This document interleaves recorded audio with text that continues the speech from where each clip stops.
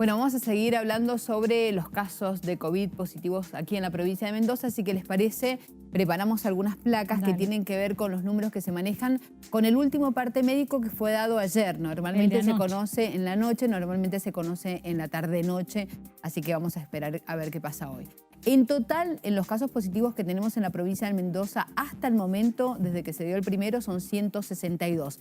Pero miren este número. De ese total, tenemos 96 personas recuperadas, hay 10 personas fallecidas, la última conocida hace muy poco, y aún continúan internadas 56 personas. De ese total, una sola en terapia intensiva. Recordemos que la provincia de Mendoza tiene 320 camas de terapia intensiva. Por supuesto que hay pacientes que están con otras patologías, pero por COVID-19 una sola ocupada aquí en la provincia de Mendoza. Si les parece, pasamos a la segunda placa que tiene que ver con los casos que se conocieron ayer, que fueron 4 casos puntualmente. Llamó la atención de estos, un bebé de 6 meses. El bebé de 6 meses que ha sido el más pequeño de los que conocemos hasta hoy en la provincia de Mendoza. Tenemos un hombre de 63 años internado en el hospital italiano con nexo epidemiológico. Sí, una la palabra complicada para decir. ¿Qué nos dicen? Que este hombre tiene nexo por un lado, pero no era una persona de cuidarse. Por ejemplo, no le gustaba mucho utilizar el barbijo y es algo que está estudiando el Ministerio de Salud de la provincia. Pasamos ahora a la otra placa que tiene que ver con 3 casos que llegaron desde el este provincial, desde el departamento de San Martín. Acá tenemos una mujer de 59 años con nexo y tenemos a una mujer de 19 años que es la hija de un transportista que ya había ingresado hace tiempo ahí al hospital con COVID-19 y a su bebé de 6 meses que es el nieto del transportista. Tenemos algunas dudas sobre esto, así que en cualquier momento vamos a tener una comunicación telefónica con el director del hospital, que es el Hospital Perrupato en San Martín, porque lo que nos decían es que esta mujer de 59 años sería enfermera y trabaja en neonatología de ese hospital. Así que bueno, a él le vamos a consultar todo esto que tiene que ver con eso. Así que bueno, este es el bebé, el más chiquito que existe aquí en la provincia de Mendoza. Recordemos que el otro más pequeño tenía 10 meses. Así que ayer se han confirmado esos 4 casos acá en Mendoza. Llama mucho la atención cuando conocemos datos de niños tan pequeños, ¿no? Que han lamentablemente contraído el virus.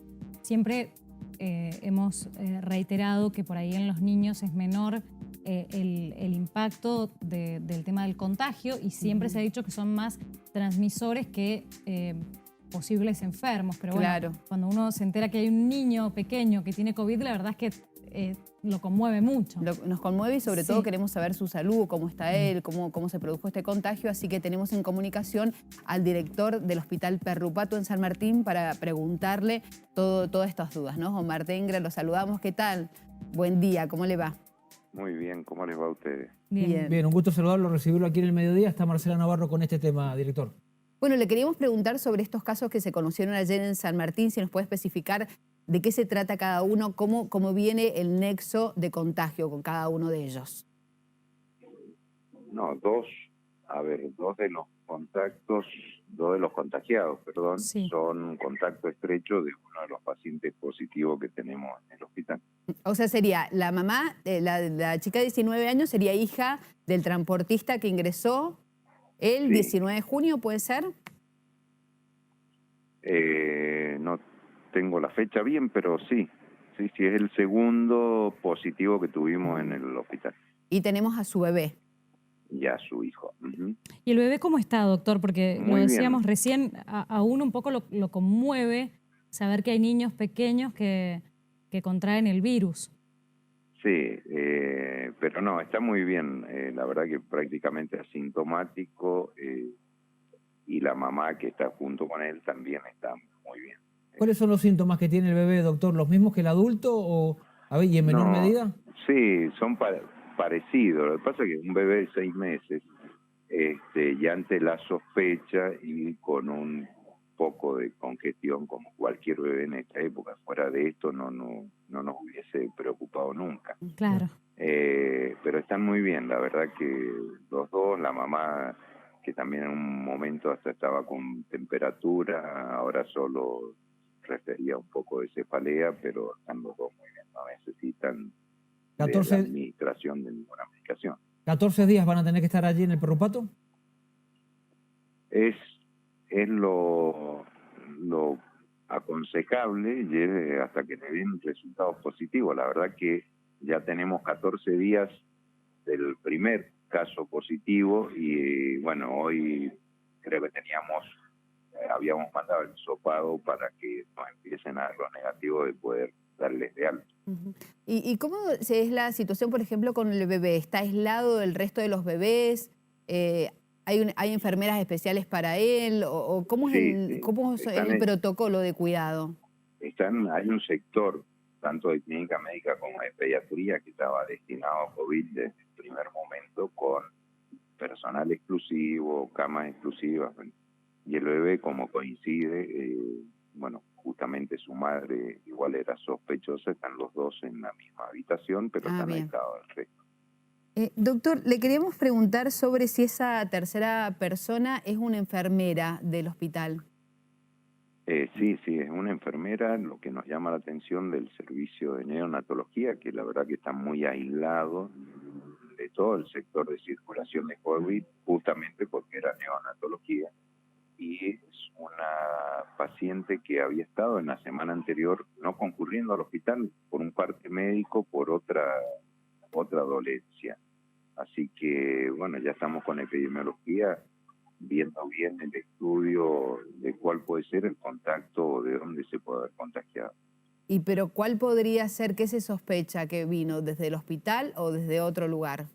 Generalmente lo más probable podría ser del hospital. A veces una circulación inadecuada que no nos damos cuenta porque no estamos habituados a esta pandemia. Y a veces inconscientemente circulamos por donde no debemos hacerlo. Sería lo más probable, ya que tenemos virus, gente internada con una patología en el hospital.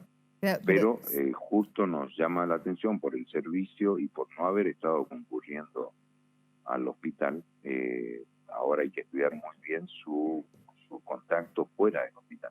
Ahora entonces ustedes van a tener que, no sé si aislar o tomar medidas con otros profesionales, enfermeros, con la gente, otros profesionales de la salud que estuvo en contacto con la enfermera, con quién estuvo en contacto, qué medidas han tomado con respecto a esa situación. Sí, se hace, incluso hemos ampliado el periodo, porque, bueno, repito, ella la semana anterior no estaba concurriendo, entonces no ha tenido contacto dentro del hospital, solo el día que vino, que fue cuando manifestó los síntomas, pero por precaución hemos tomado su sintomatología del día que dejó de venir al hospital como sospechosa incluso, y tomado los contactos de esos días para atrás. Entonces ahora tenemos para aislar y testear 2 personas que tenían algo de sintomatología y los otros en su casa hasta que se vea la evolución de esta gente.